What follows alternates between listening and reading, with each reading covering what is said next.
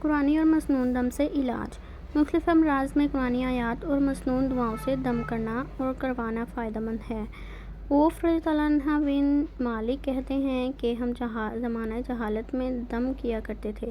ہم نے اپنے نبی صلی اللہ علیہ وآلہ وسلم سے پوچھا، یا رسول اللہ، آپ اس بارے میں کیا فرماتے ہیں؟ آپ صلی اللہ علیہ وسلم نے فرمایا، مجھے وہ دم پڑھ کر سناؤ۔ سننے کے بعد آپ صلی اللہ علیہ وسلم نے فرمایا، ایسے دم میں کوئی حرج نہیں جو شرک سے پاک ہو۔ ابو خزامہ رضی اللہ عنہ اپنے والد سے روایت کرتے ہیں کہ میں نے رسول اللہ صلی اللہ علیہ وآلہ وسلم سے عرض کیا، یا رسول اللہ، آپ فرمائیں کہ ہم دم کراتے ہیں یا علاج کراتے ہیں اور جن چیزوں کے ساتھ ہم اپنا بچاؤ کرتے ہیں، کیا یہ اللہ کی تقدیر روک دیتی ہے؟ فرمایا، یہ اسباب خود تقدیر میں شامل ہیں۔ حدیث قدسی۔ نظریہ منت ماننے سے تقدیر نہیں پلٹ سکتی۔ نبی کریم صلی اللہ علیہ وآلہ وسلم نے فرمایا کہ اللہ تعالیٰ فرماتے ہیں، آدمی کو منت ماننے سے وہ بات حاصل نہیں ہوتی جو میں نے اس کے لیے مقدر نہیں کی، بلکہ منت ماننا بھی اس کی تقدیر میں اس لیے لکھ دیا جاتا ہے کہ میں ایسا لکھ کر بخیل سے پیسہ نکلواتا ہوں۔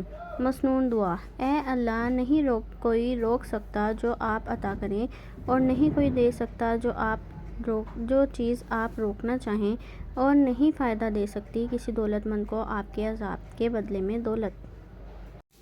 شرعیہ علاج۔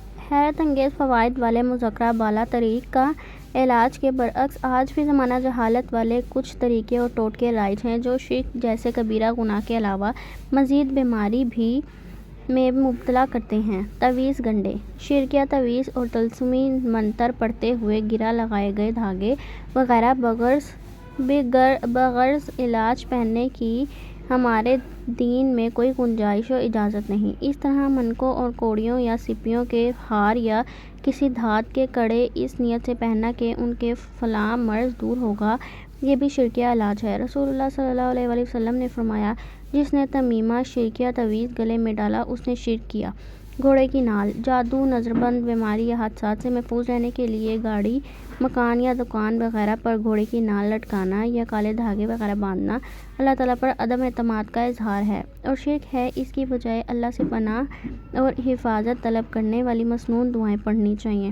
پیدائشی پتھر۔ مختلف پتھروں کو اپنی پیدائش کی تاریخوں سے منسوب کرنا اور اسی طرح انہیں بیماریوں کے علاج اور اپنے شگون کے طور پر انگوٹھی وغیرہ میں جڑوا کر پہننا بھی سنت سے ثابت نہیں۔ یہ سب شرک اصغر کی صورتیں ہیں۔ رسول اللہ صلی اللہ علیہ وآلہ وسلم نے فرمایا، میری امت کے 70,000 آدمی بغیر حساب کتاب کے جنت میں جائیں گے۔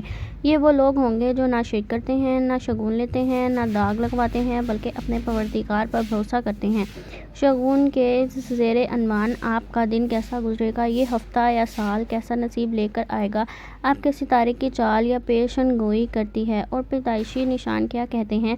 ستارہ شناسی اور علم جن و نجوم کے ذریعے مستقبل میں پیش آنے والے اچھے برے واقعات بھی، اچھی بری صحت حتیٰ کہ زندگی موت کا حال معلوم کر لینا اور اس پر بھروسہ کر بیٹھنا، یہ تمام کے تمام لغو اور غیر اسلامی مشاغل ہیں۔ امام ضامن۔ مشکلات و تکلیفات سے بچنے کے لیے نیز دنیاوی مقاصد میں کامیابی حاصل کرنے کے لیے امام ضامن باندھنا بھی شرعیہ فعل ہے۔